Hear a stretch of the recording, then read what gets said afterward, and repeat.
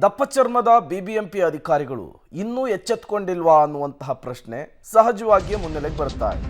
ಕಾರಣ ಗೋವಿಂದಪುರ ಘಟನೆಯ ಬಳಿಕವೂ ಕೂಡ ಬಿಬಿಎಂಪಿ ಎಚ್ಚೆತ್ತುಕೊಂಡಂತೆ ಕಾಣಿಸ್ತಾ ಇಲ್ಲ. ಭೀಕರವಾಗಿದೆ ಏರ್ಪೋರ್ಟ್ ರಸ್ತೆಯ ಕಾಮಗಾರಿಯ ಪರಿಸ್ಥಿತಿ.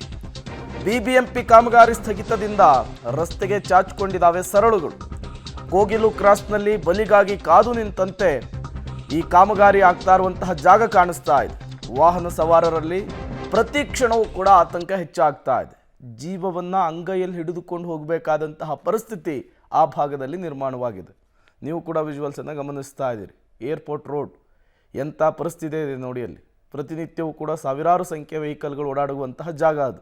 ಸಿಟಿ ಬೆಂಗಳೂರಿನ ಏರಿಯಾದ ಒಳಗಡೆ ಅದೆಷ್ಟೇ ಅಪಾಯಗಳಾದರೂ ಕೂಡ, ಅದೆಂಥ ದುರಂತಗಳಾದರೂ ಕೂಡ ಬಿಬಿಎಂಪಿ ಅವರು ಅದರ ದುರಂತಗಳಿಂದ ಎಚ್ಚೆತ್ತುಕೊಳ್ಳೋದಿಲ್ಲ ಅನ್ನೋದಕ್ಕೆ ಇವತ್ತು ನಾವು ಮತ್ತೊಂದು ಉದಾಹರಣೆಯನ್ನು ನಿಮ್ಮ ಮುಂದೆ ತರ್ತಾ ಇದ್ದೇವೆ. ಗಮನಿಸ್ತಾ ಇರ್ಬೋದು, ಸದ್ಯ ನಾನೀಗ ಬೆಂಗಳೂರು ಮತ್ತು ಇಂಟರ್ನ್ಯಾಷನಲ್ ಏರ್ಪೋರ್ಟ್ನ ರಸ್ತೆಯ ಪಕ್ಕದಲ್ಲೇ ಇರುವಂತಹ ದೊಡ್ಡ ಡ್ರೈನೇಜ್ ಒಂದರ ಪರಿಸ್ಥಿತಿಯನ್ನು ನಿಮಗೆ ತೋರಿಸ್ತಾ ಇದ್ದೇನೆ. ನಿಜಕ್ಕೂ ಬಹಳ ಈ ಭಾಗದಲ್ಲಿ ಓಡಾಟವನ್ನು ಮಾಡುವಂಥವ್ರಿಗೆ, ಅದರಲ್ಲೂ ಕೂಡ ರಾತ್ರಿ ವೇಳೆ ಓಡಾಟವನ್ನು ಮಾಡುವಂಥವ್ರಿಗೆ ನಿಜಕ್ಕೂ ಅಪಾಯ ಯಾವ ಪ್ರಮಾಣದಲ್ಲಿದೆ ಅಂತೇಳಿ. ಇದು ಬೆಂಗಳೂರಿಂದ ನೇರವಾಗಿ ನಾವು ದೇವನಹಳ್ಳಿ ಏರ್ಪೋರ್ಟ್ಗೆ ಸಂಪರ್ಕವನ್ನು ಪಡೆದುಕೊಳ್ಳುವಂತಹ ರಸ್ತೆ. ಆ ರಸ್ತೆಯ ಪಕ್ಕದಲ್ಲೇ ದೊಡ್ಡ ಡ್ರೈನೇಜ್ಗಳನ್ನು ಓಪನ್ ಮಾಡಿ 2 ವರ್ಷಗಳಾಗಿದೆ. ಇದರ ಕಾಮಗಾರಿಯನ್ನು ಆರಂಭ ಮಾಡಿ 2 ವರ್ಷಗಳಾದರೂ ಕೂಡ ಇದನ್ನು ಮುಚ್ಚುವಂಥ ಕೆಲಸವನ್ನು ಮಾಡ್ತಾ ಇಲ್ಲ.